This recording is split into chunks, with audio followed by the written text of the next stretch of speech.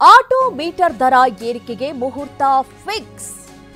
ಇದೇ ತಿಂಗಳಲ್ಲೇ auto metre ದರ ಏರಿಕೆಯಾಗೋ ಸಾಧ್ಯತೆಗಳು ಕಂಡು ಬರ್ತಾ ಇದೆ. ಜನವರಿಯಲ್ಲಿ ಬಿಎಂಟಿಸಿ ದರ ಏರಿಕೆ ಆಯಿತು, ಫೆಬ್ರವರಿಯಲ್ಲಿ ಮೆಟ್ರೋ ದರ ಏರಿಕೆ ಆಯಿತು. ಈಗ ಮಾರ್ಚ್ನಲ್ಲಿ ಆಟೋ ಮೀಟರ್ ದರ ಏರಿಕೆ ಬಿಸಿ ಜನರನ್ನ ತಟ್ಟಲಿದೆ. ಮಾರ್ಚ್ 2ನೇ ವಾರದಲ್ಲಿ ಮೀಟರ್ ದರ ಹೆಚ್ಚಳವಾಗುವ ಸಾಧ್ಯತೆಗಳು ಕಂಡು ಬರ್ತಾ ಇದೆ. ದರ ಪರಿಷ್ಕರಣೆಗೆ ಮಾರ್ಚ್ 12ರಂದು ಸಭೆಯನ್ನ ಕರೆಯಲಾಗಿದೆ. ಸಂಚಾರ ಪೂರ್ವ ವಿಭಾಗದ ಡಿಸಿಪಿ ಕಚೇರಿಯಲ್ಲಿ ಸಭೆ ನಡೆಯುತ್ತೆ.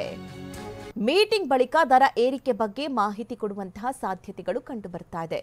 ಅಂದ್ರೆ 1 ಕಿಲೋಮೀಟರ್ಗೆ 5, 2 ಕಿಲೋಮೀಟರ್ಗೆ 10 ರೂಪಾಯಿ ಏರಿಕೆಗೆ ಮನವಿ ಮಾಡಲಾಗಿದ್ದು, ದರ ಏರಿಕೆಗೆ ಪಟ್ಟು ಹಿಡಿದಿದೆ ಆಟೋ ಚಾಲಕರ ಸಂಘ.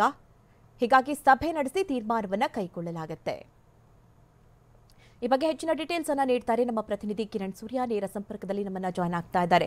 ಕಿರಣ್ ಸೂರ್ಯ, ಗಮನಿಸ್ತಾ ಇರೋ ಹಾಗೆ ಒಂದಾಗ್ತಾ ಒಂದು ಗ್ರಾಹಕರಿಗೆ ಅಂದ್ರೆ ಪ್ರತಿನಿತ್ಯ ಓಡಾಡುವಂಥವರಿಗೆ ಬಸ್ನಲ್ಲಿ ಇವಾಗ ಜಾಸ್ತಿ ದರ ಆಯಿತು, ಮೆಟ್ರೋದಲ್ಲಿ ಜಾಸ್ತಿ ದರ ಆಯಿತು, ಈಗ ಆಟೋ ದರ ಕೂಡ ಹೆಚ್ಚಳ ಮಾಡಬೇಕು ಅಂತ ಹೇಳಿ ಆಟೋ ಸಂಘ ಚಾಲಕರ ಸಂಘ ಏನು ಮನವಿಯನ್ನ ಮಾಡಿದೆ. ಈ ಬಗ್ಗೆ ಏನು ಡಿಸಿಷನ್ ಅನ್ನ ತೆಗೆದುಕೊಳ್ಳಲಾಗುತ್ತೆ, ಯಾವಾಗ ಸಭೆ ಇದೆ, ಏನು ಡೀಟೇಲ್ಸ್ ಸಿಗ್ತಾ ಇದೆ?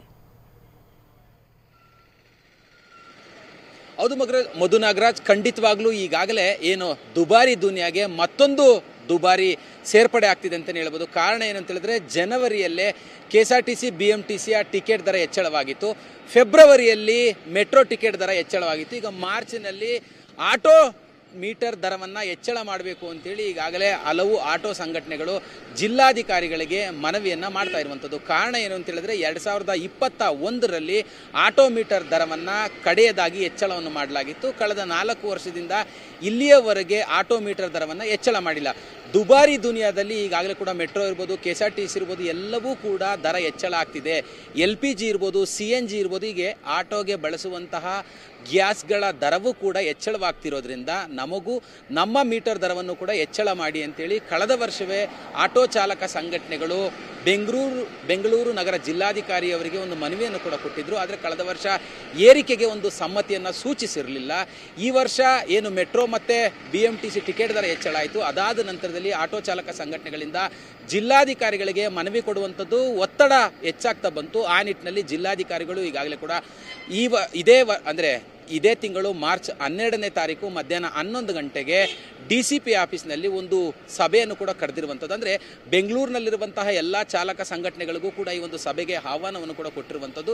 ಈ ಒಂದು ಸಭೆಯಲ್ಲಿ RTO ಅಧಿಕಾರಿಗಳಾಗಿರ್ಬೋದು, ಗ್ರಾಹಕ ವೇದಿಕೆ ಜನಪ್ರತಿನಿಧಿಗಳಾಗಿರ್ಬೋದು, ಮತ್ತು ಸಂಚಾರ ವಿಭಾಗದ DCP ಸೇರಿದಂತೆ ಹಿರಿಯ ಅಧಿಕಾರಿಗಳೆಲ್ಲರೂ ಕೂಡ ಭಾಗಿಯಾಗಿರ್ತಾರೆ.